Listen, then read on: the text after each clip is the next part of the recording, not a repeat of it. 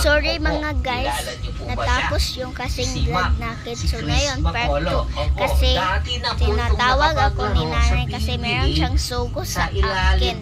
So yun, noong 2019 na kung saan nakakuha po ng 2019 Commissioners Cup Championship sa ilalim ng San Miguel. Alam nyo ba na itong si Simak, 31 years old po ito ngayon, ang kanyang height 6'9", kaya akong ate di naging manghatag. NBA Yes, kaya ako player po ito bago pa ito nakuha ng San Miguel Bearmen. So wait lang kayo dyan kasi First round po magkuha mo ito, na ako ng plastic bra nakuha magagawa ng ng Brooklyn Nets. squishy. Number 29 pick. Pagkatapos po noon Wait lang. ay naglaro sa NBA So, ako, G sa League muna tapos dito. kinuha po ng Washington Wizards. Sa muna At dito, ito yung nagpalipat-lipat na ginawa po ng NBA G League. Tapos lumipat po ng Europa. Lumipat din po Yan. ng Asia sa Japan at iba't Kulang ibang lagyan niya siya ng liga po powder. sa Asia, Korea at Taiwan. Huli po ito nakapaglaro sa Taiwan Leopards. Ito po yung kanyang mga credential.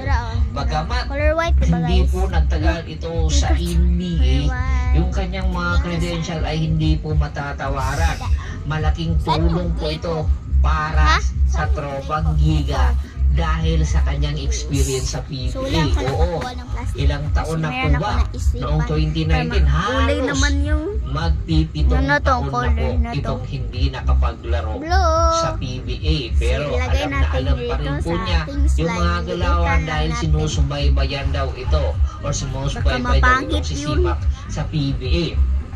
Pagit At alam yung niyo ba ngipin ko. kung sino po yung kumontak sa kanya para magbalik Pilipinas ay si Rondi Hollis Jefferson po ang nakipag-negotiate dito kay Simak dahilan para lumipad agad ito ng Pilipinas at maglalaro na po sa Wednesday. Ito po yung kanyang magiging assist ni Rondi Hollis Jefferson para makatulong sa tropang giga. Ito pa, meron pang panibagong update. Nasa Pilipinas po ngayon itong si Ray Parks Jr. Tapos na po ang kanyang kontrata doon sa Japan.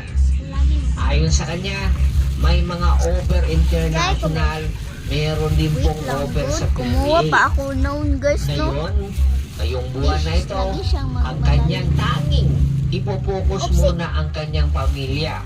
Pagkatapos, iisipin niya kung saan talaga ang gusto niya mangyari. Pupunta ba siya ng Japan or mananatili dito sa Pilipinas at maglalaro na sa PBA. Alam natin na hindi na po